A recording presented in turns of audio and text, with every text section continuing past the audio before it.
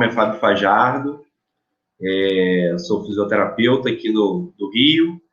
Estamos fazendo o nosso primeiro evento científico da Sobrafio Regional Rio.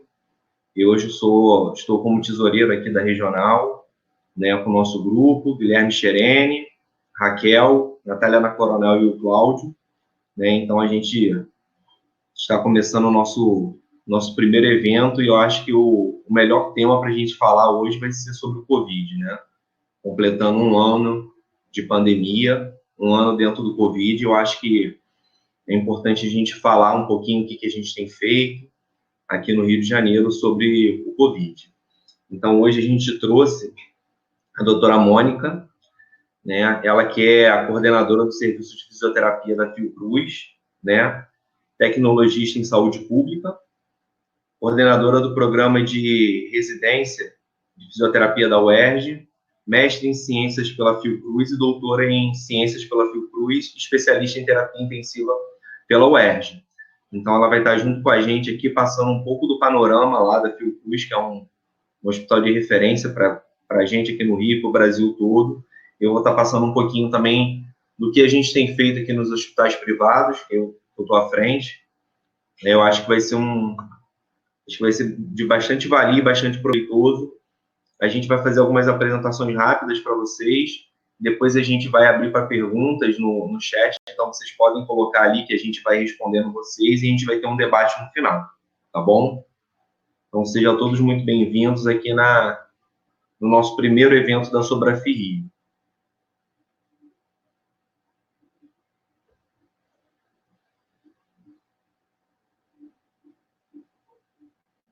Compartilhando a tela com vocês.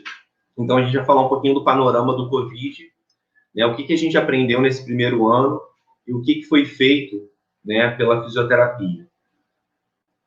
Então, um pouquinho do nosso trabalho, são os hospitais que eu faço parte da coordenação, né, o Hospital Rios D'Or, aqui na Freguesia, né, a gente está à frente desde 2009, o Niterói D'Or, um hospital novo, grande, né, começou pequenininho e há 2 anos ele virou esse monstro aí, né, a gente está lá desde 2010, e o Norte D'Or, um hospital em Cascadura, que a gente está à frente dele desde 2012.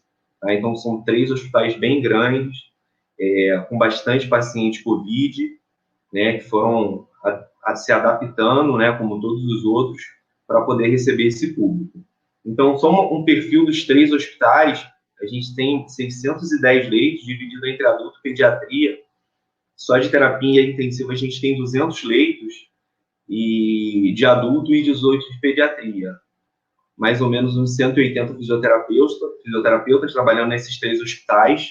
Né? Lógico que esse número, às vezes, muda um pouco pela quantidade de leito Covid que a gente vai abrindo ao longo do tempo. E são hospitais acreditados, né?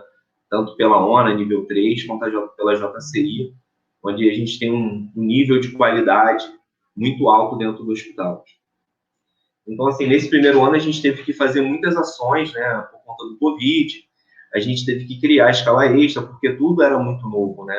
Então, o Covid chegou para a gente não conhecia, a gente só tinha as informações vindas de fora, que você não podia fazer ventilação não invasiva, não fazer CENAF, paciente ventilando com 2 ventiladores, né? Então, a gente começou a estudar todo o material que chegava para a gente poder tentar adaptar aqui dentro, e a gente criou algumas ações para tentar enfrentar esse Covid da melhor maneira. Então, a gente foi criando escala extra, né, por conta do número de profissionais. A gente foi fazendo treinamentos em plataforma digital, a gente inicialmente não podia se encontrar, né, ainda não pode, mas a gente tinha muito medo, né, no início. Então, a gente tem uma plataforma para treinamento dos profissionais. A gente criou um manual de assistência ventilatória e cuidados, né? Então, a gente, logo no início, em março, a gente se reuniu e criou uma diretriz, né, para o nosso grupo, para a gente poder, pelo menos, saber para onde a gente ia, qual o passo que a gente dava. Criou um instrumento de classificação assistencial, né, para a gente gerenciar esse atendimento. Muitas vezes a gente não sabia qual o perfil do paciente que ia chegar. Inicialmente, chegavam os pacientes sem doença, mas daqui a pouco chegando os pacientes que tinham outras patologias associadas, e aí a gente tinha que continuar prestando um atendimento. E o que a gente ia fazer para o paciente que não tinha nada, só tinha o COVID, que não podia fazer VNI, não podia fazer o alto fluxo. Então, a gente precisou criar esse instrumento para servir como um direcionamento para a equipe, né? Um instrumento para transição de cuidado, né, desses pacientes da terapia para a unidade de internação em semi-intensiva, que são os pacientes já para reabilitação, efetivamente. Então, são pacientes que demandam muito trabalho da fisioterapia, né? A gente teve uns pacientes que saíam do CTI COVID e iam para o CTI geral, que eram exclusivamente da fisioterapia, onde a gente faz eletroestimulação, treinamento muscular respiratório, reabilitação propriamente dita, e os pacientes que vão para a UI semi-intensiva para fazer a reabilitação motora, né? Então, a gente precisou criar um instrumento, porque é um paciente muito mais complexo, um paciente muito mais difícil de se gerenciar. Criamos um instrumento de autoprona explicativo para esses pacientes. A gente utilizou e utiliza ainda, e vê que alguns pacientes respondem bem, né? Então, foi importante. A Seraf, né, o alto fluxo, assim como a VNI, inicialmente a gente não tem leito de isolamento com pressão negativa para todo mundo nos hospitais, então foram criados os CTIs, né, de COVID, né, o Covidão, o famoso Covidão, e a gente conseguiu alguns filtros EPA portátil que ajudava a gente a garantir a segurança. Então todos os profissionais estavam devidamente paramentados, né, então graças a Deus a gente nunca teve problema com isso, e o filtro veio para dar um suporte para a gente começar a terapia, né. Então, no início, a gente discutia muito isso, né, como que o paciente chega sem esforço, com hipoxemia, a gente intuba de cara ou não intuba, a gente faz VNI ou não faz. Então, isso ajudou um pouco na linha de raciocínio de como que a gente ia tratar desse paciente, né. E o controle diário dos pacientes em ventilação mecânica, né. A gente, obviamente, já fazia, né, um controle, né, mas isso aumentou de uma maneira absurda, né? A gente tinha um CTI de 10 leitos, você tinha 1, 2 pacientes em ventilação mecânica. Hoje você tem um CTI com 10, onde os 10 estão em ventilação. Então, essa monitorização, ela tem que ser muito certinha. Então, a gente anotava no vidro do setor, né, para a equipe multi, para todo mundo passar essa informação para o outro, para a informação não se perder. Isso foi uma das formas que a gente utilizou também para poder gerenciar esses pacientes. Então, como eu falei anteriormente, esse é o nosso sistema eletrônico, então a gente usa isso tanto para treinamento da plataforma, como para gerenciar os pacientes, né? Então, a gente usava, dentro do nosso sistema da interface hospitalar, uma maneira de gerenciar esse paciente. Então, a gente tem várias abas de CTI aí dentro, onde a gente direcionava cada paciente para uma aba, assim como emergência, andar sem intensiva, além dos nossos protocolos e os relatórios que a gente tinha, que a gente tira do COVID em cima desse preenchimento desse livro eletrônico. Criamos um manual de assistência.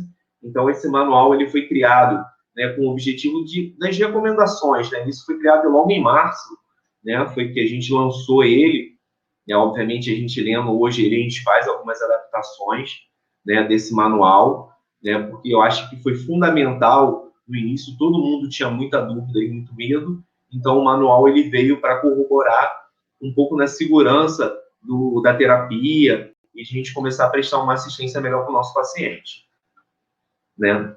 Criamos esse fluxo de atendimento, também foi muito importante. Então a gente ficou muito na dúvida quem a gente atendia, quem a gente não atendia, quantos atendimentos a gente precisava dar, né? Isso eu estou falando em março, né? Então não é uma coisa de agora, obviamente isso a gente já tem muito mais claro na nossa cabeça, né? Mas quando isso começou, então a gente classificou os pacientes em 5 níveis. Se eles estavam em ar ambiente, né, mas sem declínio funcional, a gente recebe esse tipo de paciente que está em ar ambiente, que satura bem, com COVID positivo, mas que não tem déficit motor, não tem nenhuma doença prévia. A gente recebia esse mesmo paciente sem declínio nenhum, mas com oxigênio, então já era um outro tipo de abordagem. A gente recebia o paciente que era acamado, às vezes, que tinha declínio funcional, que tinha doenças pregressas, mas estava em ar ambiente, então era um outro tipo de abordagem, e esse mesmo paciente com oxigênio, né? E o nível 5 eram os pacientes que a gente estava em ventilação mecânica. E eu quis trazer esse fluxo. O primeiro que a gente fez, né, Até para mostrar que no nível 5 a gente nem falava ainda de SENAF e VNI, né? Obviamente isso já foi adaptado, a gente já mudou, mas no primeiro momento era o paciente ia direto para a ventilação mecânica.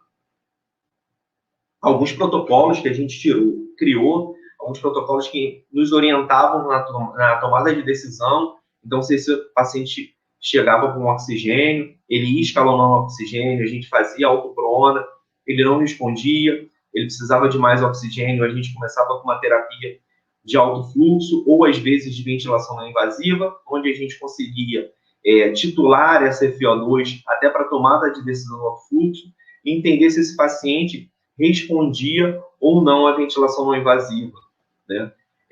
No início, a gente usava o SENAF sozinho, né? E hoje eu acho que todos os doentes que usam SENAF usam a ventilação não invasiva. Alguns usam ventilação não invasiva, mas não usam SENAF. Mas eu acho que, ao contrário, eu já não vejo mais. O paciente acaba utilizando das duas formas de terapia. Então, a gente criou esse protocolo de pronativa, né, onde a gente teve que orientar toda a equipe, né, orientar os pacientes, né, das indicações, quem é o paciente que estava eleito e quem não estava eleito, para a gente ter bastante critério e deixar esse paciente bem amarrado durante a pronação. Um protocolo de SENAF, esse protocolo a gente criou até antes do Covid, né, a gente começou a usar o alto fluxo um pouco antes do Covid. E uma coisa legal que aconteceu, que como o SENAF era muito da pediatria, e a gente tem pediatria no hospital, a gente tinha base, né? Isso veio a calhar no adulto, né? Então, a gente levou o SENAF para o adulto, a gente já tinha usado em 2 pacientes, um imunodeprimido e um paciente DPOC, e aí no Covid a gente veio aprendendo a usar, né? Uma coisa que a gente não tinha mão. A gente criou alguns critérios de inclusão. Então, você vê um asterisco ali para a idade, porque a gente sabe que a gente não tem base suficiente. A gente sabe que a terapia é muito boa. Se pudesse, a gente usava praticamente em todo mundo. Mas a gente tem que ter um racional de uso, né? Então, a gente teve que criar alguns critérios. Isso foi no início. Hoje, a gente já olha tempo de doença, tomografia, além da idade, né, para ver se esse paciente responde ou seria incluso ou não no SENAF. Tá? Então, um exemplo de um paciente que a gente fazia SENAF e fazia pronativa, esse paciente ele ficou quase 10 dias fazendo prona e no SENAF, e ele não fazia VNI e graças a Deus ele saiu, não foi entubado, até um profissional que trabalha com a gente, e graças a Deus deu certo.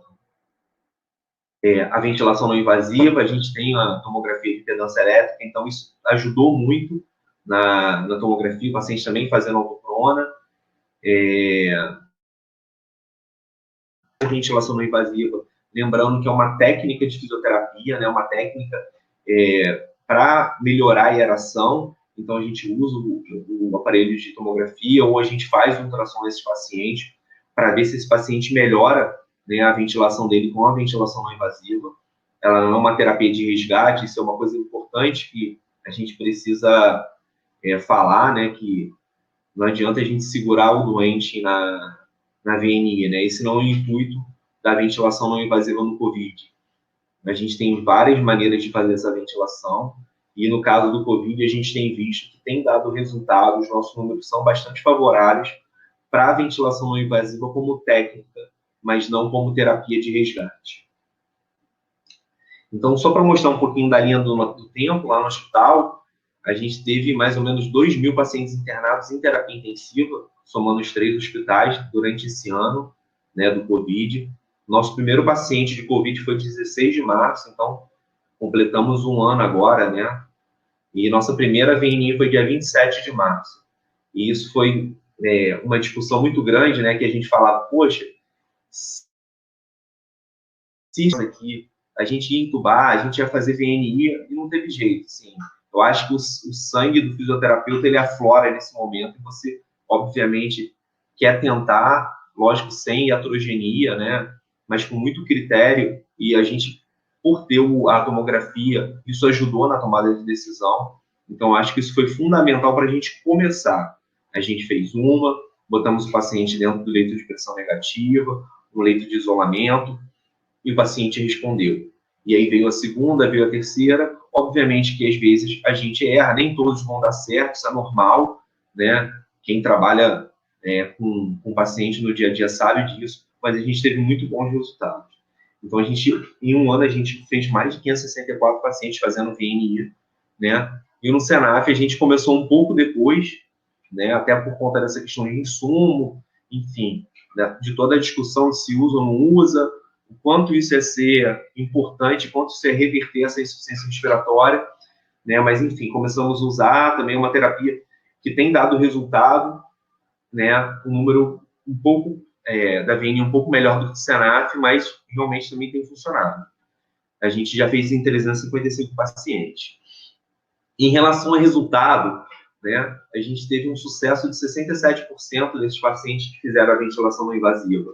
Então, assim, eu acho que a gente tem que parar e olhar, né, quantos pacientes que deixaram de ir para a ventilação mecânica invasiva, né, por conta da terapia da ventilação não invasiva, que é uma das principais armas do fisioterapeuta mediante essa pandemia, né? Eu volto a repetir, não é uma terapia de resgate, sem loucura, sem segurar o paciente na VNI, mas uma terapia, uma técnica de expansão, né, para esse paciente que está na ventilação não invasiva. E o nosso Senaf, né, a gente fez com que 54% dos pacientes saíssem bem, né? Então, a gente pensa hoje na ventilação mecânica invasiva, a gente sabe que a taxa de mortalidade é alta, né? Então, você evitar, né, 378 pacientes ir para ventilação mecânica invasiva, sabendo que de 50%, 60%, alguns lugares 80% dos pacientes que vão para ventilação acabam evoluindo para o óbito, eu acho que é um número muito representativo. Obviamente que a gente tem que estudar mais, entender cada vez mais, mas eu acho que a gente tem um espaço muito grande, tanto para a ventilação não invasiva, quanto para o Senaf dos nossos pacientes internados por Covid, tá? E é isso, tá? Queria agradecer a todos, foi uma rápida explanação, né? Só para a gente apresentar um pouquinho e já puxar um gancho para o que a Mônica vai falar. Acho que ela vai trazer muita coisa legal também que eles fazem na Fiocruz, que é um lugar sensacional. A gente tem muitos colegas lá, a Mônica, então, assim, eu acho que vai ser muito importante também para a gente puxar esse gancho e mostrar um pouquinho do que está sendo feito lá. Deixa eu voltar aqui. Mônica.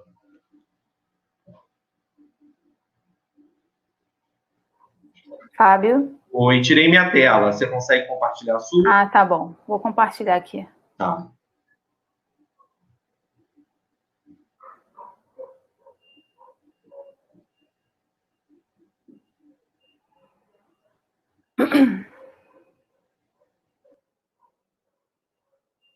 Consegue ver, Fábio? Consigo sim, consigo sim. Fechei a minha câmera aqui para você, tá? Ah, tá ok. Em primeiro lugar, eu queria agradecer o convite. Doutora Mônica, falta a senhora abrir sua câmera. Ah, tá. Achei que estivesse aberta. E agora? Ok. Tá. A apresentação. Foi, mas a apresentação voltou o que era. Foi, Isso. agora foi. Só deixa em modo apresentação. Pronto, estou fechando o microfone. Tá ótimo. Queria agradecer o convite da Sobrafi. É uma alegria estar compartilhando um pouco da nossa experiência com todos vocês, né, com as pessoas que estão atuando na Covid. Realmente a gente está há mais de um ano, né, nessa luta aí contra a Covid, a fisioterapia atuando bravamente.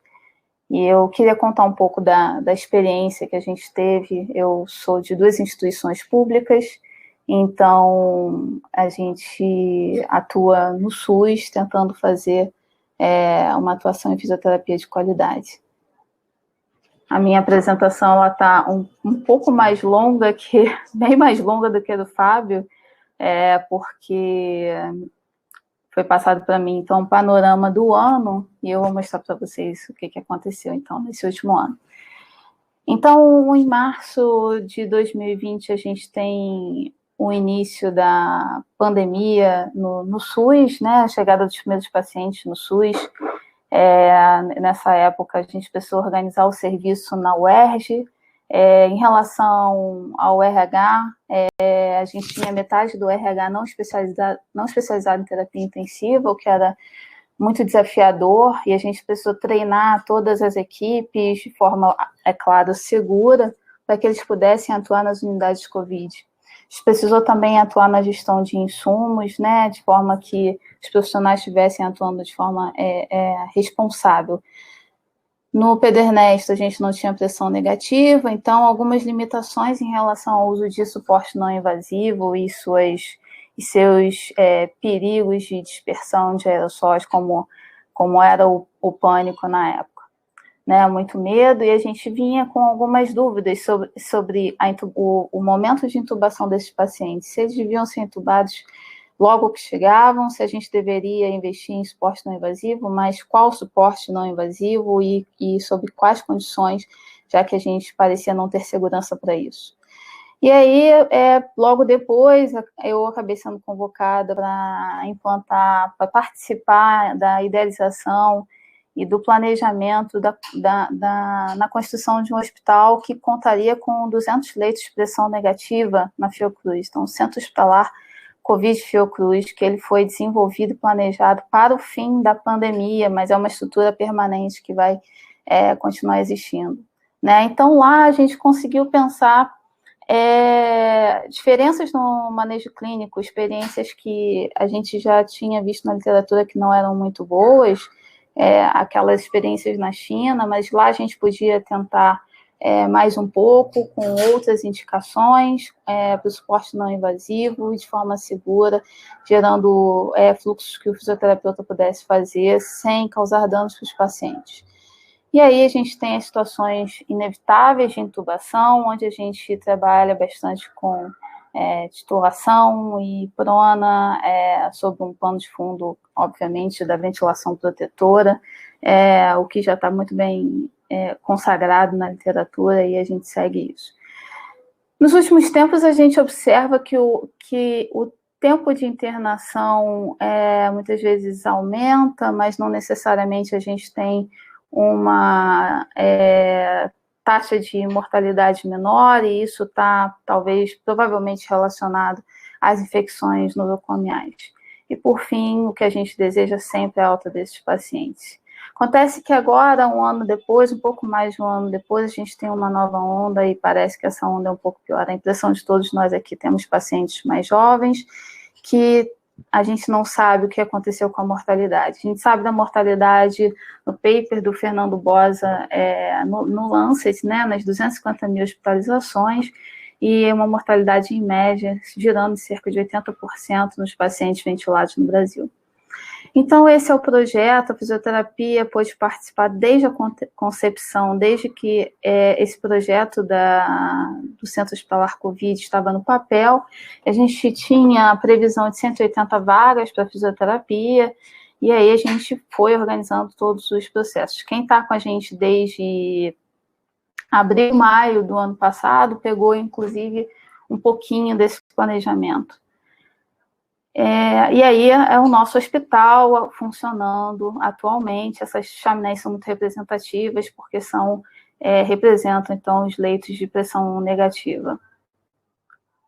Os nossos números em um ano. Então, para a gente dar conta dessa encrenca e de preparar a equipe, uma equipe que se conhece, que não se conhecia previamente, se conhece ali para atuar numa emergência de saúde pública como a Covid.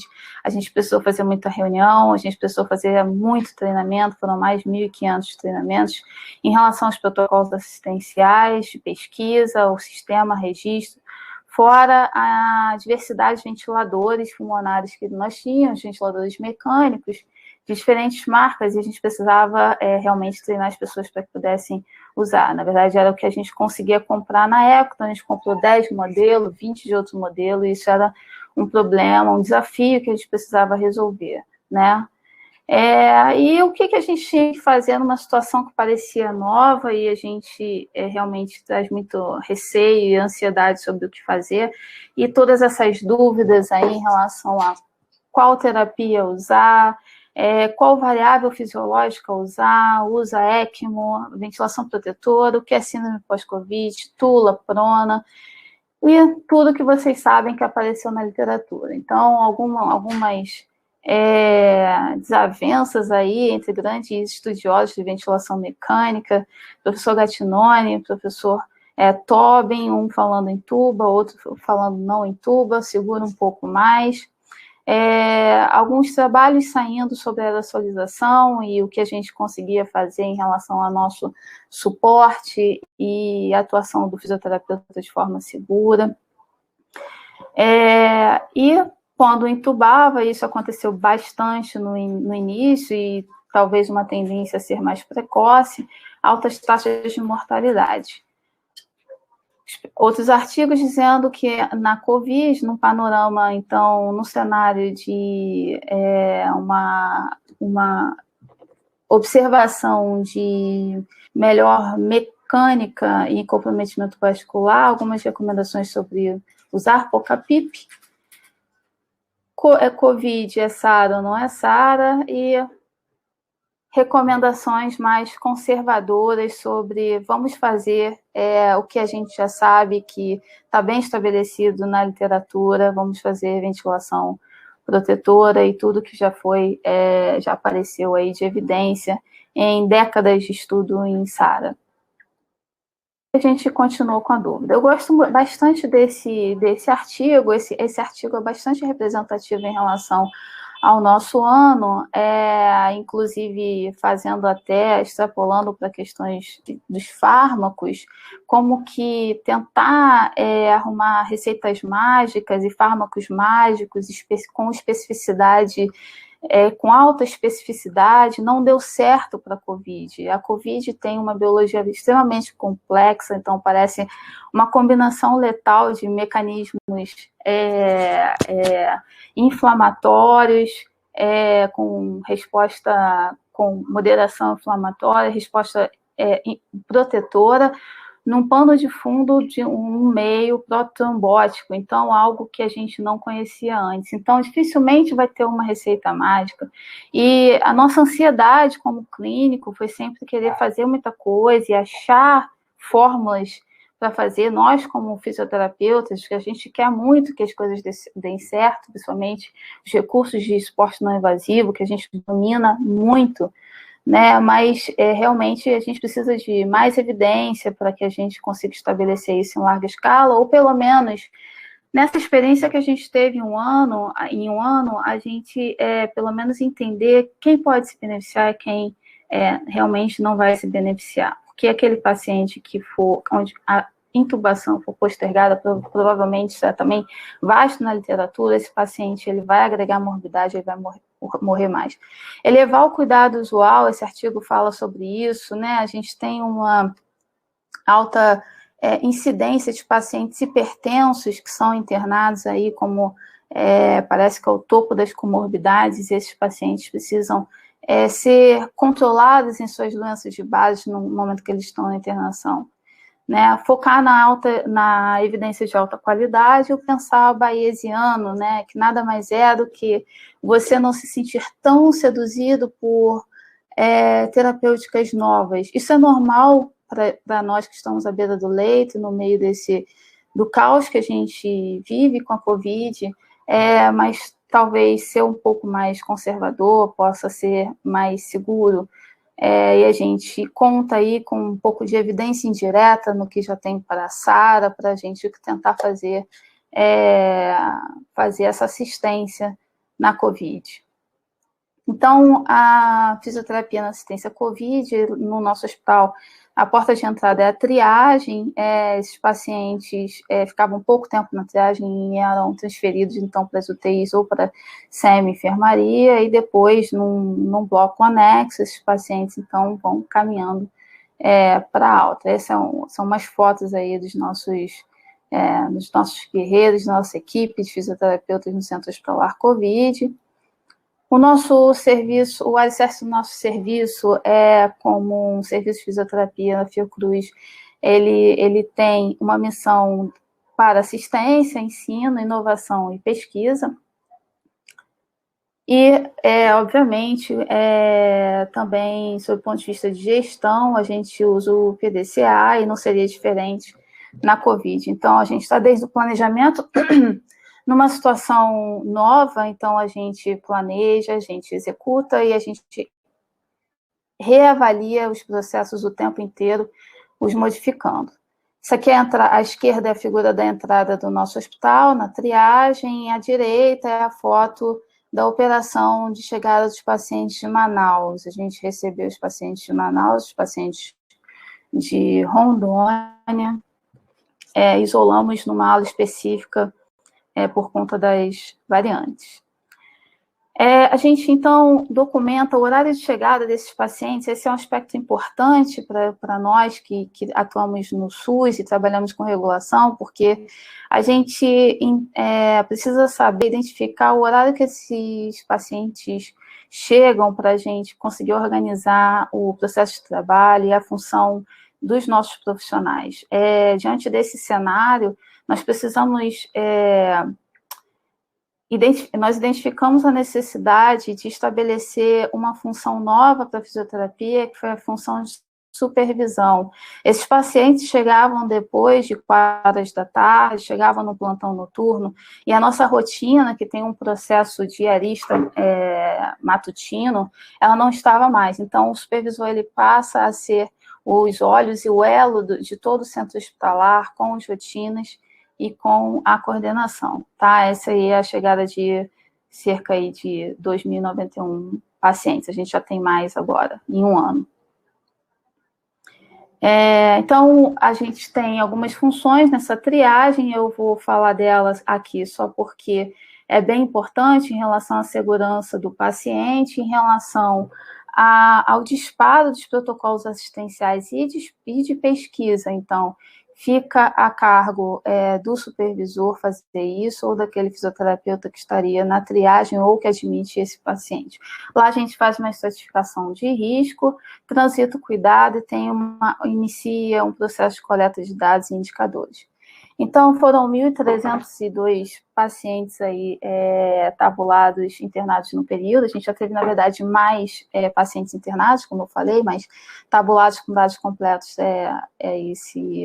esse N. Nós temos mais pacientes homens, a média de idade 62 anos, tempo de sintomas 9 dias, tá? Entendam esse tempo de sintomas como um panorama, é uma média desse ano inteiro, né? Dá uma impressão nos últimos dias que os pacientes estão chegando com um pouco mais de tempo de sintomas, parece que a rede privada sente um pouco isso, mas talvez isso também seja um desvio da média de idade que a gente tem ao longo dos meses, já que a gente agora tem uma média de idade mais baixa, então esses pacientes deterioram a mecânica e cursam com esforço e procuram serviço de saúde com mais dias, talvez, mas são hipóteses.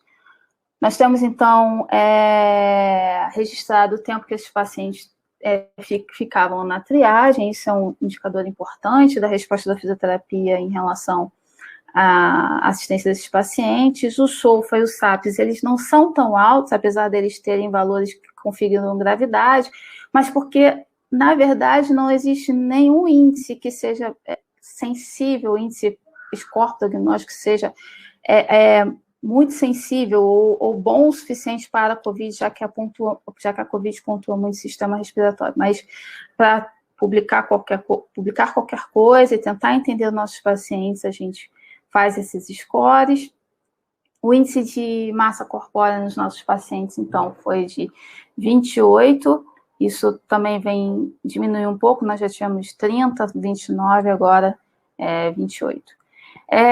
Então, a gente identifica a interface que esse paciente é admitido no centro hospitalar. Isso é bastante importante em relação às nossas taxas, porque nós temos cerca de 21% dos nossos pacientes são admitidos de outros, na verdade, a maioria deles é admitida de outras unidades hospitalares, das UPAs, né, e uma minoria vem de casa. Isso configura uma gravidade maior a esses pacientes. Muitos deles, então 21%, já vêm, inclusive, entubados, né, tem, às vezes, muitos dias de tubo e a gente recebe esses pacientes e dá continuidade no tratamento. A relação PF nesses pacientes, em toda a nossa amostra, então, é de 228, tempo de permanência na UTI, a gente já diminuiu esse tempo de permanência, um pouco maior, agora é de 10,7. E 90% dos nossos pacientes vão para a UTI. Então, o suporte ventilatório na admissão, mais de 21% já chega em ventilação mecânica invasiva e quase 80% a gente conduz esses pacientes, então, com outras terapias. Então, desses pacientes em uso de VNI e SENAF, 40% usaram VNI e SENAF no centro hospitalar. Então, cerca aí de 418 pacientes, onde 63% usou VNI e 37% usou SENAF. E aí a gente começou, né, ao longo do ano, se perguntar para que lado devíamos ir, o que deveríamos usar de suporte não invasivo para esses pacientes, o que deveria ser, quais seriam os marcadores de deterioração clínica na COVID, já que é um cenário clínico não muito claro por conta dos eventos vasculares, né, e a hipoxemia desproporcional, e acolhemos e fizemos uma parceria com o FRJ, um trabalho do Gabriel Maia, então, de avaliar variáveis clínicas e laboratoriais para a criação de um score para indicar a ventilação mecânica invasiva. A gente tem aqui os dados da admissão e alguns sinais, né, eu vou falar que são alguns sinais, porque na verdade, são fruto de observação, e a gente vê que, em relação a pacientes que foram entubados e não entubados, a gente não tem diferença nos dias de sintomas. Outras variáveis ainda não deram diferença estatística, mas essa avaliação ela é feita ao longo dos dias, e parece haver algum sinal na frequência respiratória, sendo a frequência respiratória talvez um bom indicador de deterioração nesses pacientes que normalmente têm um Borg baixo ou têm pouco esforço.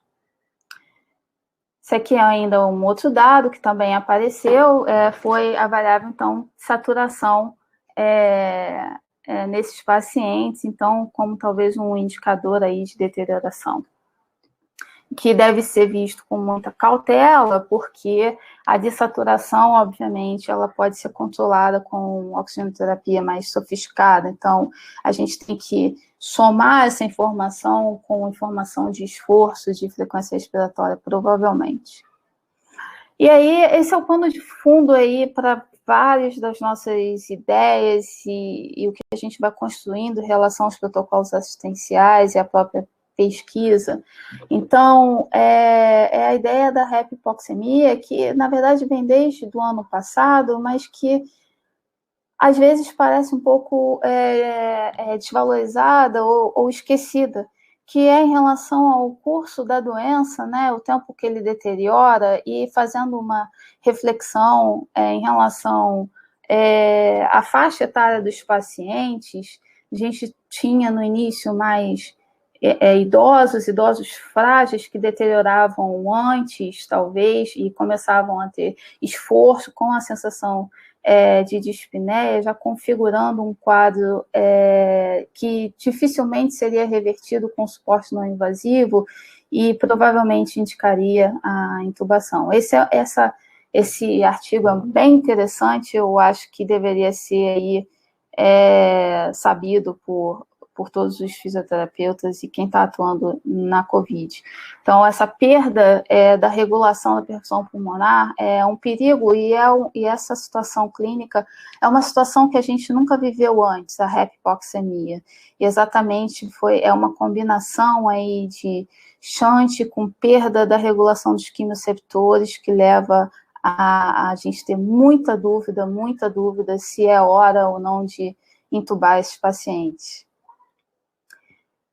Esse é o nosso protocolo assistencial, então, claro que eu não vou falar dele inteiro, mas eu quero chamar a atenção o escalonamento que a gente faz em relação à oxigenoterapia. Isso, na verdade, a gente aprendeu com o tempo também. Nós utilizamos muito SENAF no início, e isso impactou muito nas nossas taxas de falha. Então, a gente entendeu que, na verdade, a gente precisava escalonar a oxigenoterapia de uma forma mais racional, não só do ponto de vista clínico, mas também do ponto de vista de recursos e custo, principalmente para o SUS. E aí a gente busca, então, revisões, e essa é também uma sugestão que eu faço para quem precisa se atualizar rapidamente. Na COVID isso é super necessário, a gente pegar essas informações, então, numa revisão. O clínico, ele merece se atualizar por revisões, mais do que por ensaios clínicos randomizados. Então, essa é a base aí para os nossos protocolos assistenciais em relação ao SENAF. Em relação à VNI, nós somos até mais...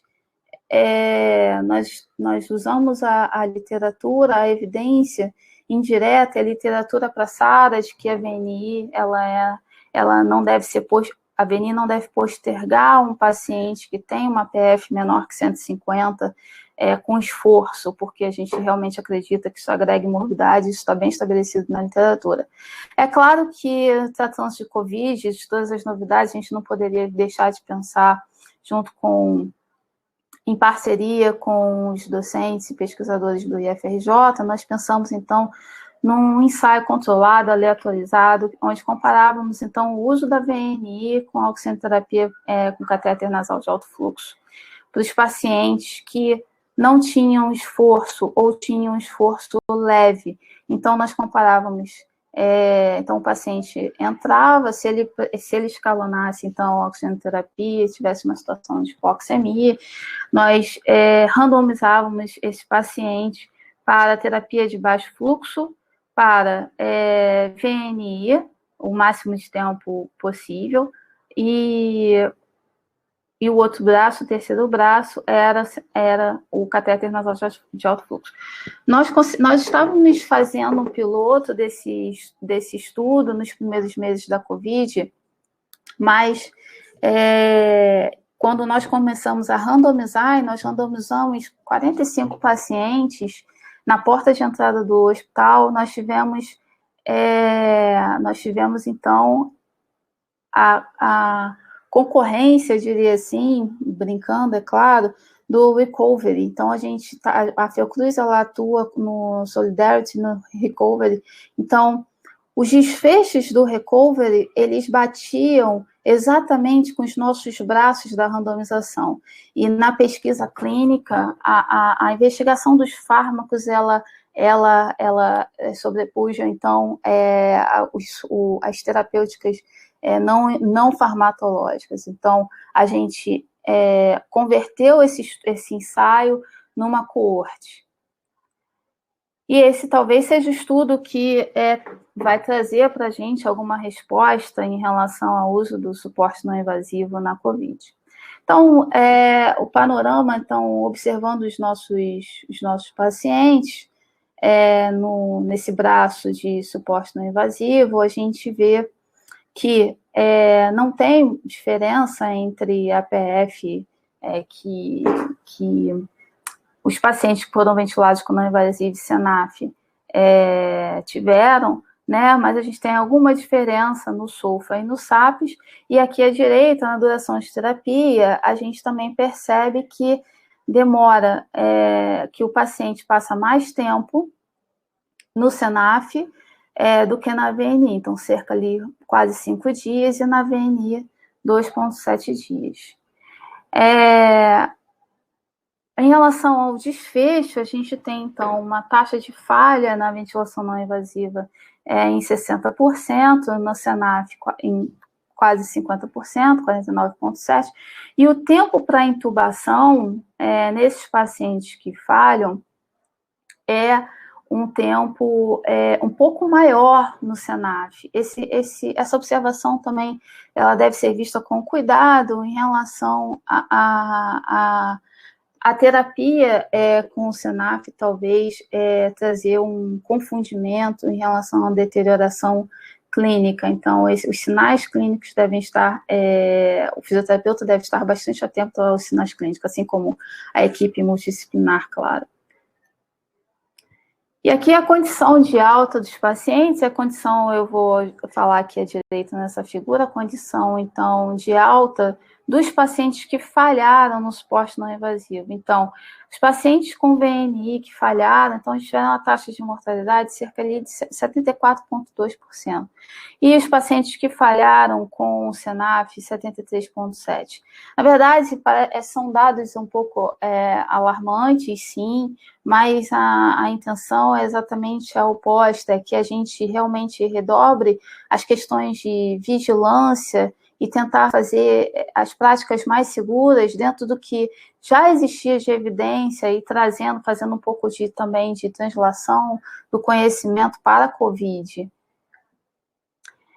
Então, aqui já falando um pouco dos pacientes que foram entubados, ao longo desse ano, a gente sempre teve entre 40% e 60% de pacientes no centro hospitalar entubados, submetidos à ventilação mecânica invasiva, mas, em média, a gente cursou aí com 45% a 48%, um quantitativo bem grande de pacientes entubados. Esse é o nosso protocolo, então, de manejo de ventilação invasiva, né, que, na verdade, tem como pano de fundo a ventilação protetora.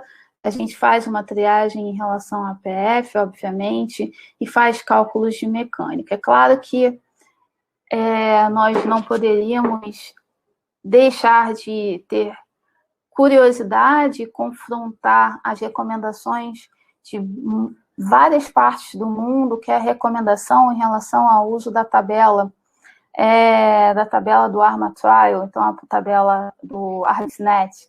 Então, a gente, como protocolo de pesquisa, a gente comparou, então, os valores que a gente estabelecia de PIP pela tabela ARDSNet com aqueles valores que a gente individualizava com a titulação decremental, fazendo uma manobra inicial que eu vou mostrar, e em seguida a titulação decremental estabelecendo o valor de PIP que configurava a melhor mecânica. Eu só vou ressaltar aqui que a gente faz, então, esse procedimento de titulação numa curva de 20 de PIP a 6 de PIP, e que situações que os pacientes tenham uma complacência muito deteriorada, uma mecânica muito ruim, ou situações de dúvida, a gente recomenda solicitar um especialista ou pedir um parecer a um time de resposta de ventilação mecânica no centro hospitalar. Tá? Então, repetindo aqui, o que a gente faz é exatamente tentar não pagar o preço de estabelecer PIPs tão altas quanto a hipoxemia desproporcional nesses pacientes exigem, uma vez que você coloque as PIPs de acordo com a tabela ARDSNet. Então, a gente compara a PIP que seria pela tabela com a PIP individualizada. Esse é o protocolo de titulação decrescente, é um protocolo já bem conhecido pelas pessoas. Ele foi idealizado junto com os docentes do IFRJ. E aí, quando a gente tem situações que configurem dificuldade em estabelecer essa PIP que garanta a melhor mecânica e o melhor compromisso entre colapso e persistência desses pacientes, a gente realmente discute junto, a gente chama uma equipe para estabelecer novas condutas, como manobras de pressurização mais agressivas no centro hospitalar. A manobra de recrutamento, por exemplo, ela não está estabelecida nos nossos protocolos assistenciais. Então, a gente realmente acredita na individualização, e esse é o projeto de individualização da PIP, e assim como já observaram modelos experimentais, a gente acha que para o mesmo CID, para o mesmo COVID, para a mesma SARA por COVID, eu tenho um CTI de 20 leitos, se eu avaliar a mecânica em cada um desses leitos, eu vou ter cada um deles diferente do outro. E aí a gente tem alguns resultados preliminares, e de fato a maioria desses pacientes parece ser não responsiva à PIP. Então a gente tem aí a configuração em J, como mostrado no slide anterior, que demonstra que a pressurização desses pacientes, níveis de PIP mais altos, parece, então, cursar com piora da mecânica. Ao mesmo tempo, a gente já tem os resultados de que individualizar a PIP, nessa figura da direita, parece, então, ter como resultado menores níveis de driving pressure. E aí a gente tem essa carta que fala exatamente isso que a gente está vendo na nossa coorte.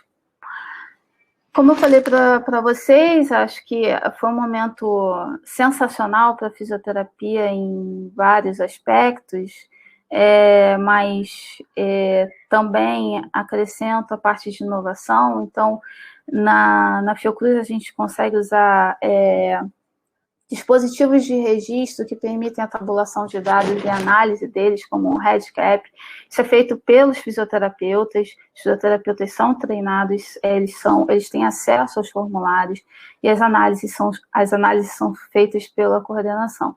A gente agora está introduzindo uma nova tecnologia, que é o Power BI, que também é uma tecnologia de gestão e de controle de dados, e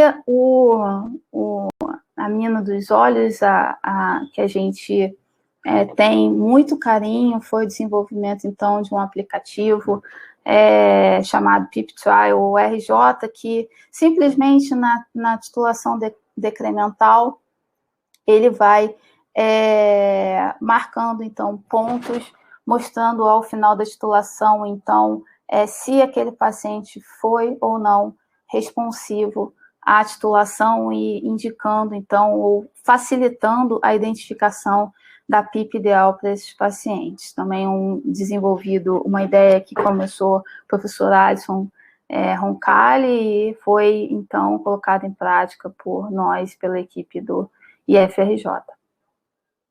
Então, esses pacientes submetidos ao suporte invasivo, nós temos uma PF aí de 180, por volta de 180, com sulfa e SAPs, obviamente, um pouco maiores do que aqueles que estavam lá no suporte não invasivo, e temos, então, uma condição,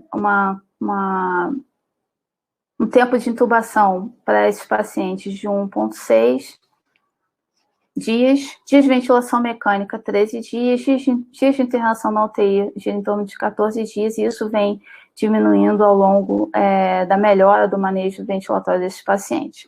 Como eu falei para vocês, em relação à gestão do PDCA, então a gente faz auditoria de ventilação mecânica, muito preocupado com a questão da ventilação protetora, e a gente vai mudando essa auditoria, essa avaliação da ventilação mecânica, à medida que alguns pontos que a gente identifica que estão resolvidos vão melhorando ao longo do ano. Então, isso aconteceu muito. Alguns pontos de segurança do paciente nós fomos tirando da auditoria e fomos introduzindo outros pontos. Não é só de ventilação mecânica com foco em protetora, tem alguns pontos de segurança do paciente, banda de prevenção de PAV, uma vez que ao longo dos meses a gente está vendo que esses pacientes também acabam tendo uma alta taxa de mortalidade, exatamente por PAV. Então, só para vocês verem como é que uma ação tão simples como você avaliar na beira do leito as ações, e parece que é senso comum, que todo mundo sabe o que é ventilação mecânica, é ventilação protetora, mas não é. As pessoas realmente não entendem os malefícios da alta FO2, os malefícios de você manter saturação alvo alta, né? A gente vê que muitos profissionais ficam mais confortáveis com saturações em 98, por exemplo. Ao mesmo tempo, a gente acha que também é senso comum que as pessoas estabeleçam volumes correntes até 6 ml, mas também não é. E aí a gente, ao longo dos meses, a gente vai fazendo essa avaliação e a gente observa que a saturação, observa ali à esquerda, então, que ao longo dos meses a gente conseguiu diminuir o número de não conformidades da saturação-alvo, tá, nesses pacientes. Ao mesmo tempo, a gente também vem diminuindo as não conformidades em relação ao volume corrente de 6.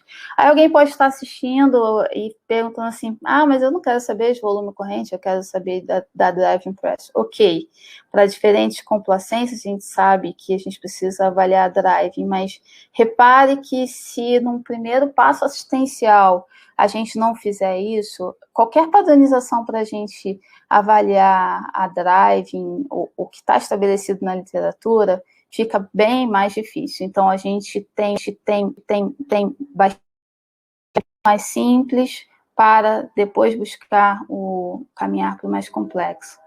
Então, aqui todo mundo conhece esse paper, é um paper bastante motivador, porque realmente impactou na diminuição de mortalidade de forma sensacional, excelente pacientes com SARA, e como evidência indireta, obviamente, é o que a gente usa na COVID, considerando os distúrbios de ventilação, perfusão importantes, e shunt e toda a desregulação, falta de regulação e modulação vascular da COVID. Então, vocês conhecem aqui, foi 32% a 16% em relação à melhora da sobrevida nos pacientes que foram pronados, esse paper do Guerrand de 2013. E aí a gente, obviamente, sabe que no início da pandemia as pessoas não sabiam pronar. Por acaso, a gente, na nossa outra unidade, que é bem pequena, era relativamente fácil treinar todo o corpo clínico para pronar, e a gente vinha já com uma experiência de 5 anos pronando os pacientes com pneumocistose HIV que desenvolviam SARA na nossa unidade menor. Então, a gente, na verdade, amplificou o treinamento para todo o corpo clínico do Centro Hospitalar COVID e fazendo com que a prona fosse realmente desmistificada. Prona aberta, com absoluta monitorização do procedimento inteiro. Tem um link aqui de um vídeo sobre a nossa técnica no YouTube, aqui embaixo à direita.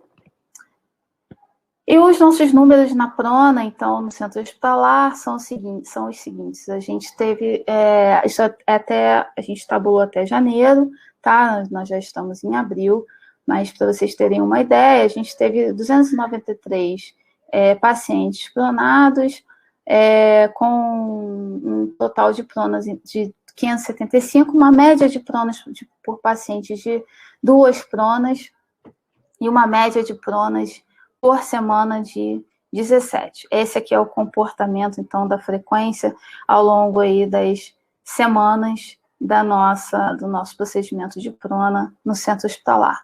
Bastante desafiador, dado o quantitativo de profissionais que nós temos lá, mas a gente tem a alegria de dizer que a prona está se tornando cada vez mais eficiente e segura no centro hospitalar.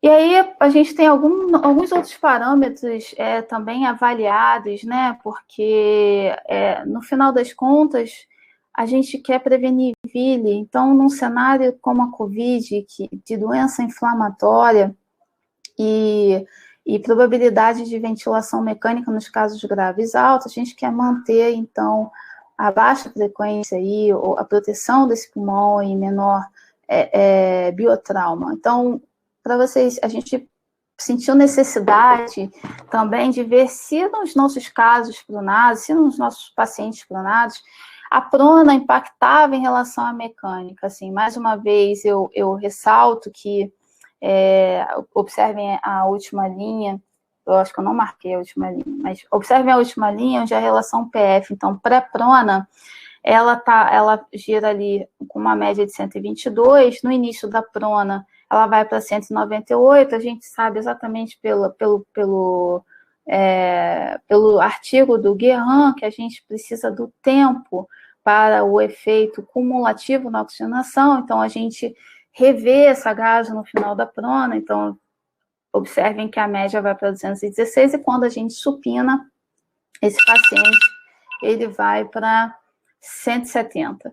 Só que a gente teve uma necessidade de, obviamente, ir além disso, até porque a gente sabe que a oxigenação ela não está associada à mortalidade, até porque, não sei se é claro, provavelmente é para todos, você tem diferentes PFs para diferentes FO2 que você estabelece para o paciente, sendo um marcador bem difícil para entender gravidade e melhora dos pacientes. Então, nós temos, então, na prona, na supina e na prona, a mesma média de PIP, que garante um melhor compromisso mecânico nesses pacientes, tá? Assim como mecânica muito parecida quando você avalia a mecânica, e essa é uma prática no centro hospitalar, a gente avaliar a mecânica no paciente supinado, a gente indica pela PF, mas a gente reavalia, obviamente, esse paciente pronado.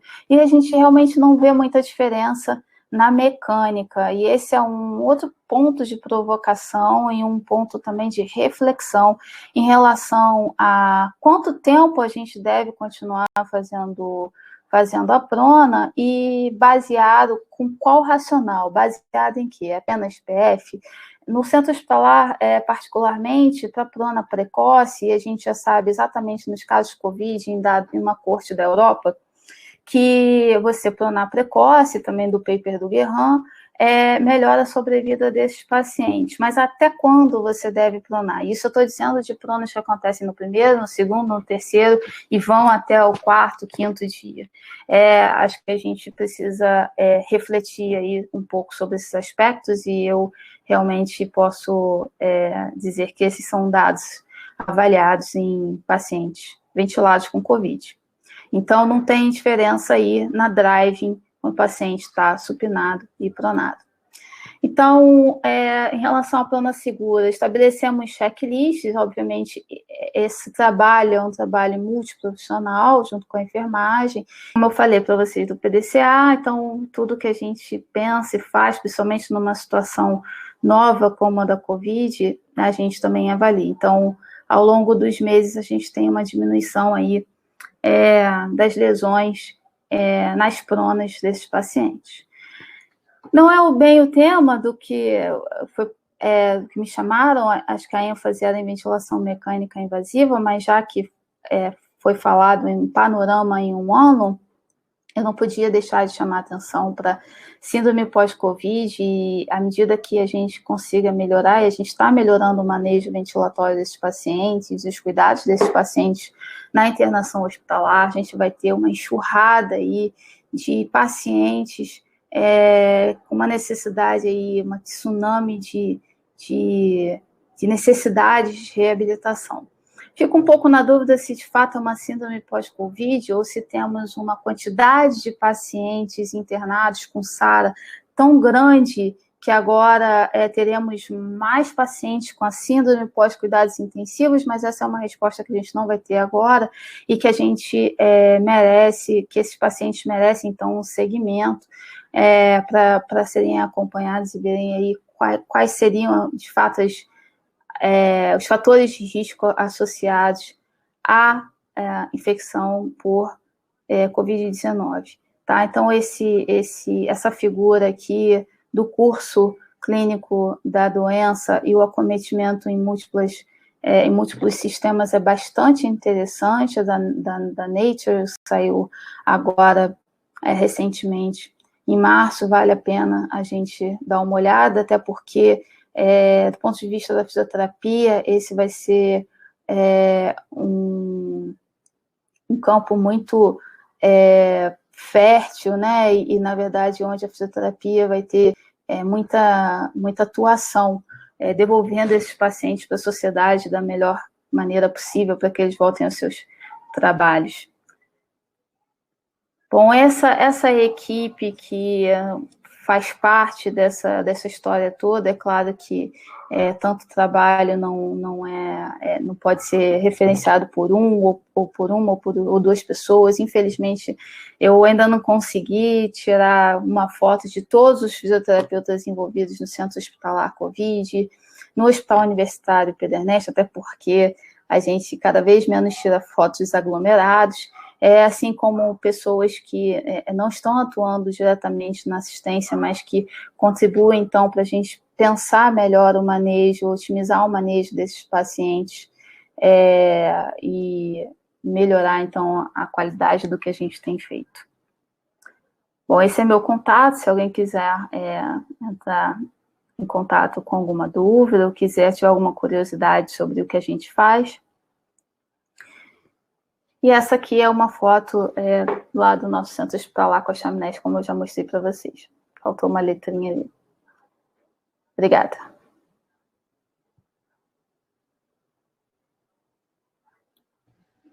Olá. Parabéns, excelente apresentação. Acho que... Oi, Fábio. Tá me ouvindo? Tá, né? Tô te ouvindo. Acho que ficou bem claro, ficou bem explicativo, foi muito boa. Acho que a gente conseguiu passar de maneira bem clara tudo que tem acontecido, né, lá na Fiocruz com vocês, né? Acho que você conseguiu pincelar bem todos os momentos, né, do paciente. Foi muito boa a apresentação. A gente tem um tempinho ainda, Mônica. Legal. Eu primeiro vou dar preferência aqui às perguntas que o pessoal botou no chat. Algumas pessoas me mandaram no privado. Guilherme Xerene está com a gente também, nosso diretor da regional. Gui, quer falar alguma coisa? Não? Então, beleza, vamos lá. Algumas pessoas pontuaram algumas coisas que a gente falou sobre a questão da insistência no alto fluxo, né, em relação à intubação. Eu acho que é uma coisa que já é um pouco consenso, né? A gente vê que esse paciente, quando fica realmente mais tempo forçando na ventilação não invasiva, ele acaba tendo um desfecho pior, né? Acho que a gente já tem visto, né? E eu acho que cabe a nós, como fisioterapeutas, mostrar isso para a equipe, para o médico que está ali, que não adianta a gente segurar, né? Que eles falam, né? Segura esse paciente na RNI, faz uma RNI curativa. E nós, como fisioterapeutas, precisamos explicar e ponderar isso com ele. Eu acho que cabe a gente, a técnica é nossa, o recurso é nosso, e a gente tem que saber a hora de falar o sim ou não, né? Até onde que dá. Então, isso é uma decisão do fisioterapeuta, né? Que a gente vai dividir com a equipe multi, mas é uma coisa que a gente já observa como consenso. Você quer apontar alguma coisa, Mônica, em relação a isso?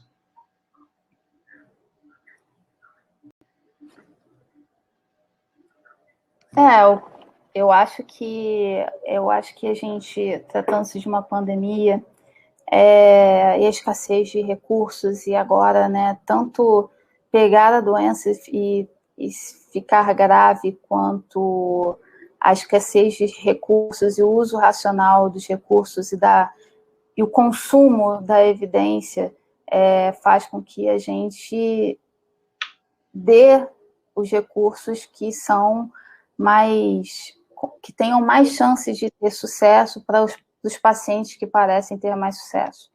É isso que eu acho. É o que a gente tem feito, né? A gente criou exatamente os protocolos para isso, né? A gente tentar ter um dia de assertividade, né? Mas quando você entende que o paciente ele já não responde à terapia, a gente tem que mudar a estratégia. Sim, claro. A gente faz o seguinte, ali na minha apresentação, não era o intuito passar todo o fluxo, né? Mas uma vez que a gente consegue a saturação, por exemplo, sendo bem prática, a saturação, por exemplo, com a máscara reservatório, com o fluxo que a máscara reservatória oferece, para aquele paciente com a hipoxemia, a gente realmente mantém esse paciente com a máscara reservatória. À medida que esse paciente satura e ele não tem sinais de deterioração mecânica, esforço, e a gente vai conferindo o BORC, vendo o trabalho dele, não o trabalho, mas a frequência, outros sinais clínicos, a gente avalia se esse paciente vai para o SENAF ou esse paciente vai fazer uma VNI. Na verdade, à medida que esse paciente deteriora mais e tem um aumento mais significativo da frequência respiratória, esses são os pacientes que a gente costuma indicar a VNI. Sim, é aquilo que a gente falou, né? O paciente começa escalonando o oxigênio, começa a ter uma piora, né? Às vezes, daquele padrão. A gente vai fazer aquela VNI para a gente entender se ele responde ou não à terapia, né? Para ver se a gente vai continuar tendo uma terapia de ventilação não invasiva, de alto fluxo, ou se ele não responde, ele piora esse padrão e ele tem indicação de evoluir para uma ventilação mecânica invasiva. Eu acho que esse ponto, nós, como fisioterapeutas, somos os principais que avaliam isso, né? Quem avalia isso à beira do leito é o fisioterapeuta. Ele sabe melhor do que ninguém esse momento exato de que até onde dá para a gente conseguir segurar o paciente, até onde o paciente não dá mais e ele realmente precisa ser entubado. Eu acho que é o profissional que tem a habilidade para dizer isso. Então, a gente tem que exatamente isso para a gente nesse momento.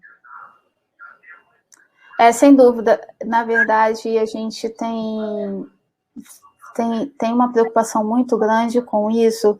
O hospital, nessa onda, o hospital está muito lotado, a gente fica preocupado com a relação fisioterapeuta-paciente, as demandas dos pacientes, né? A gente acredita tanto nisso, na importância do fisioterapeuta nesse trial de VNI e na decisão para entubar ou não, que realmente a gente acha que o fisioterapeuta precisa ficar aquela 1 hora inteira do trial, tentando talvez diferentes interfaces, diferentes modalidades, diferentes ajustes ventilatórios durante 1 hora. É impossível você colocar uma VNI no rosto de um paciente, como deteriorando a clínica, e sair. E eu falei muito bem da pressão negativa e do centro hospitalar, mas a gente tem uma situação engraçada. A gente tem um contra, que é a vigilância e a monitorização desses pacientes que ficam nos quartos com pressão negativa. É bem complicado. Então, é crítica essa hora que a gente tenta fazer a VNI para a tomada de decisão se o paciente vai ou não para o tubo. Acontece um pouco isso com a gente lá, a gente até nos nossos leitos a gente tem câmeras, então ajuda um pouco, né? Às vezes à beira do leito você conseguir essa dinâmica é um pouco difícil, né? Mudando um pouquinho aqui para a ventilação invasiva, uma pergunta, estou seguindo uma ordem aqui só para a gente não ficar indo e voltando, da nossa diretora científica, Natália Coronel, sua colega, né? Então, será que... Sim, maravilhosa. Será que esses pacientes parecem não recrutáveis, quando não chegam à pressão necessária para a abertura desse pulmão, apenas estendemos quando chegamos só até 20 de PIB, por isso uma drive maior? Ela fez uma ponderação em cima daquela explanação quando você estava falando da ventilação mecânica invasiva, né, do paciente ser recrutável ou não, da drive pressure.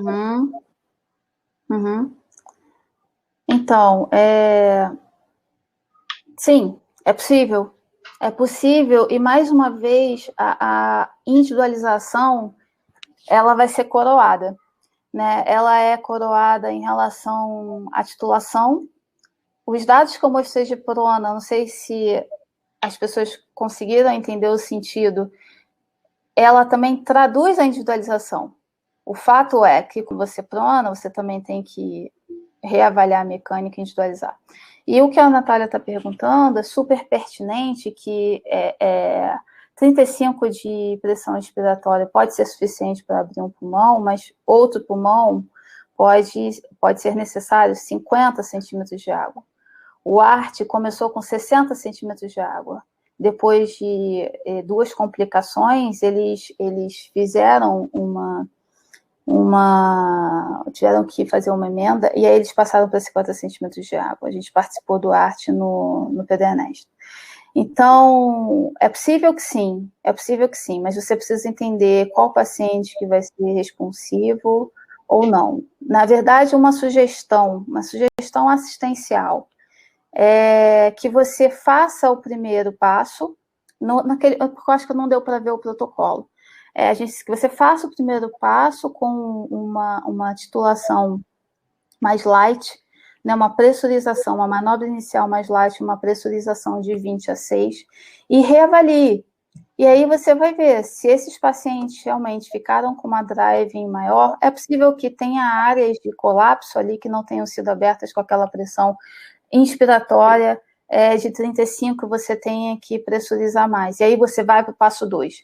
Esse passo 2 ou o passo 3, de quanto a mais você tem que pressurizar, é exatamente o que eu quis chamar a atenção à direita do meu fluxo, de discutir o caso com o especialista. A gente está numa pandemia, num problemaço de saúde pública, e a gente sabe que, infelizmente, né, mas faz parte da pandemia e do problema. A gente tem pessoas que não são suficientemente treinadas para fazer essa avaliação e para seguir fazendo essas pressurizações mais agressivas. Então, não é uma coisa que a gente recomende para todos os profissionais. E eu diria mais, eu iria além. Conversando já conversei algumas vezes sobre esse assunto. Eu diria que se a gente tivesse como levar esses pacientes e fazer uma prova de conceito, porque fazer a homogeneização individualizada, fazer o recrutamento individualizado com pressões mais agressivas, seria uma prova de conceito. Brochard faz isso, muitos autores fazem isso. Então, assim, vou pegar 10 pacientes e aí vamos individualizar a pressão que cada um precisa, como a gente falou, que cada um vai precisar de um nível de PIP diferente, que vai ser o melhor compromisso mecânico. A gente também vai ver na tomografia, com um bom ventilador mecânico, fazendo o cálculo da mecânica respiratória online com a imagem, com a impedância elétrica, né? A gente pode fazer uma prova de conceito, se também cabe a individualização dos níveis de pressão para homogeneizar esses pulmões, e aí, obviamente, nós partiríamos de níveis de PIP mais altas para a titulação decremental, e, possivelmente, a PIP ideal, a PIP de melhor compromisso mecânico seriam PIPs mais altas, provavelmente, mas, repito, só cada paciente, a gente precisa realmente individualizar e avaliar cada paciente à beira do leito. Verdade, e assim, a tomografia de impedância ajuda muito nesse momento, né? Você vê que... Sim, muito. Você vê que onde você tem, você faz de um jeito. Quando você não tem, você acha que está fazendo da melhor maneira, e quando você bota a tomografia, você vê que não é a resposta que você espera. Exatamente. Inclusive, a impedância é tão interessante que a gente tem situações também de doença unilateral. Então, a gente não vai configurar a SARA propriamente, mas a gente tem um efeito muito interessante para a fisioterapia e para as manobras de fisioterapia. Aqueles pacientes que, então, evoluem com PAV, o paciente está muito secretivo, o paciente colaba. A gente teve uma demonstração da impedância no centro hospitalar, e isso aconteceu na nossa cara, e a impedância foi realmente importante para a gente resolver. Faz diferença na tomada de decisão. Faz sim. Mônica, uma outra pergunta aqui, agora falando sobre a prona.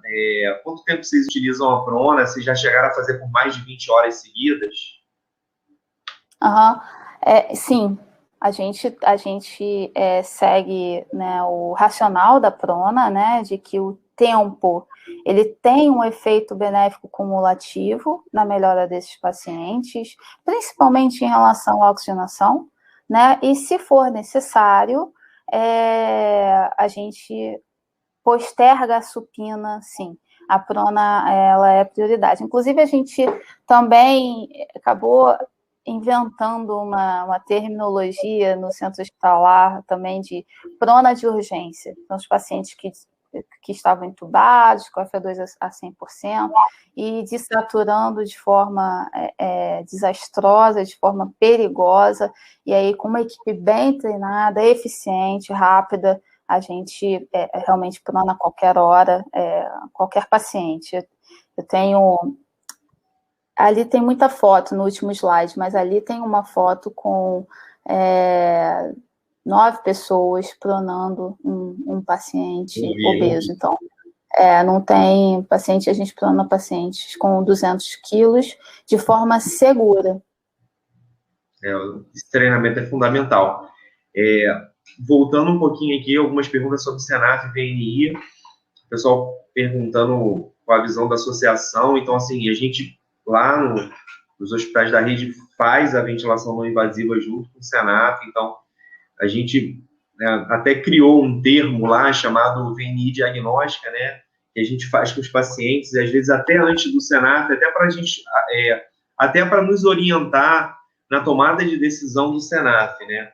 Então, esse paciente que começa a deteriorar, né, a oxigenação, deteriorar a condição clínica, escalar no oxigênio, chegando a 8, 10 litros, a gente faz uma ventilação não invasiva, geralmente em modo CPAP, né, que a gente acaba utilizando se o paciente consegue gerar volume, e a gente titula essa FO2 no ventilador para ele saturar entre 92 e 94.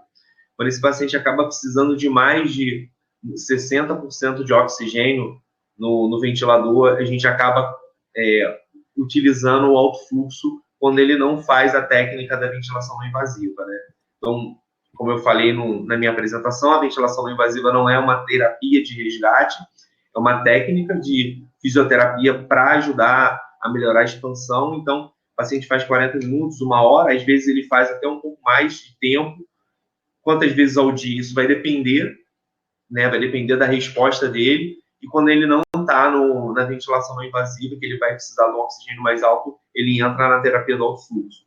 Então, hoje a gente vê praticamente todos os pacientes que fazem alto fluxo fazem a ventilação não invasiva, mas não necessariamente quem faz a não invasiva vai fazer o alto fluxo. Então, eu acho que essa associação ela é boa. A gente já tinha visto alguns trabalhos antes da pandemia falando, né? Saíram 1 ou 2 trabalhos falando sobre a ventilação não invasiva e o Senaf, era uma coisa que a gente não visualizava, né? Não achava que poderia ser viável, mas a gente viu que tem feito e a gente tem tido alguns resultados. E a Natália perguntou em relação à injúria pulmonar nesses pacientes. A gente catalogou alguns pacientes que falharam e realmente a gente entendeu que a gente errou em alguns momentos onde a gente tentou segurar mais esse paciente. Então, no início da pandemia, acabou que um ou outro paciente deu certo, então a gente tentou repetir a terapia para esse paciente e a gente observou quando a gente foi rodar os números dele, a gente viu que para esse paciente que a gente segurava mais tempo, a gente acabou tendo um paciente com mais injúria, né, e alguns, obviamente, vieram ao óbito e quem não veio, a gente demorou mais tempo para reabilitar. Então, essa síndrome pós-Covid, né, que a gente está vendo aí, que está se falando, a gente teve alguns pacientes que realmente foram para casa com oxigênio, dependente de oxigênio, porque foram bem difíceis da gente reabilitar esses pacientes por conta, acho que, de ter ficado mais tempo. É difícil, né, você ter uma resposta dessa, mas a gente tenta fazer uma autocrítica de tudo que a gente tem feito, né, para a gente tentar errar menos possível, né?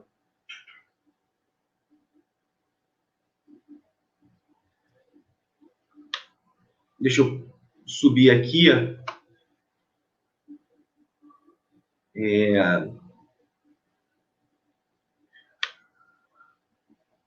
Muito parabéns, parabéns, parabéns. Uma pergunta aqui do Lauro. Mônica, boa noite. Conseguimos chegar a alguma conclusão sobre a lesão autoinfligida, a PCIL, em relação ao retardo da intubação do paciente VNI prolongada?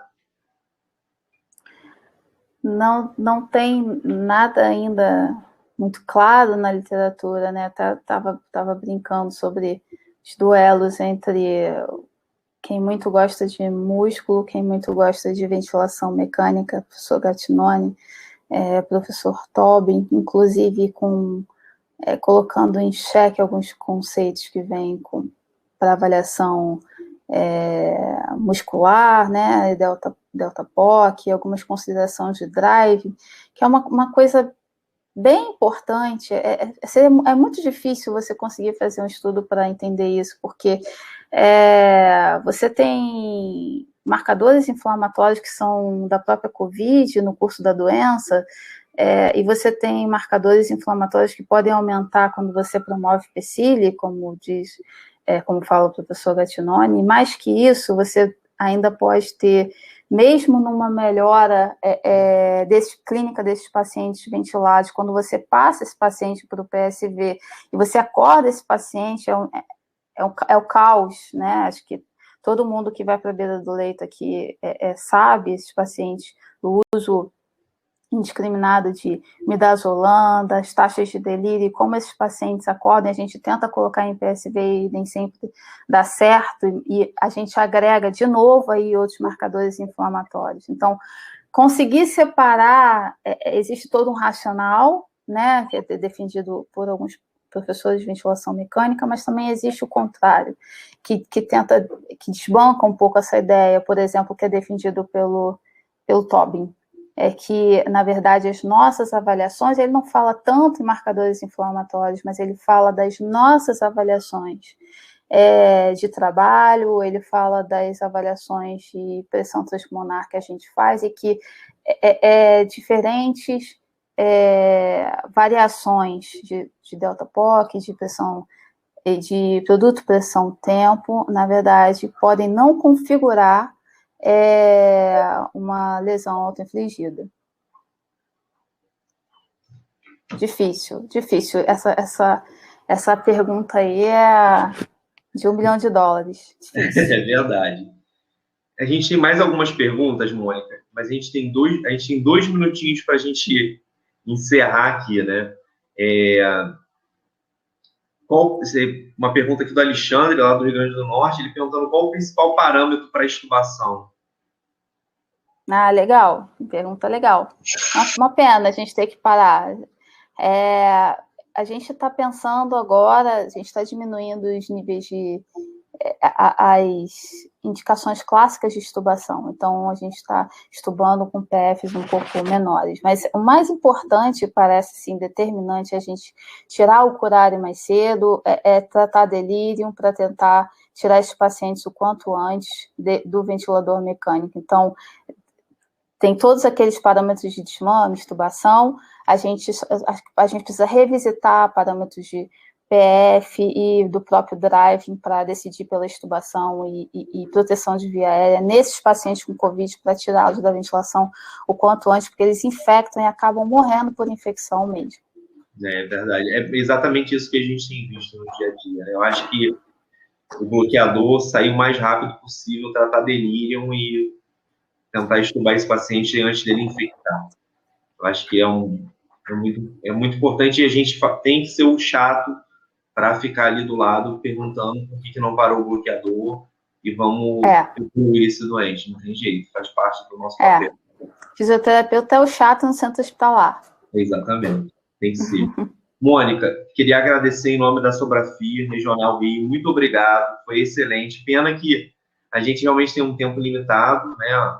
1h30 só, mas foi sensacional. Obrigado aí pela apresentação. Obrigado a todos que participaram, foi muito bom. Eles vão deixar gravado a apresentação de hoje, depois vão colocar lá na página da Sobrafir, então quem quiser assistir depois, tá? Quem quiser entrar em contato também, a gente deixa o nosso contato aí. Fiquem à vontade, tá bom? Muito obrigado. Eu que agradeço, fiquei feliz em participar aí do primeiro webinar da Sobrafir. Obrigadão. Uma boa noite a todos. Boa noite a todos. Tchau.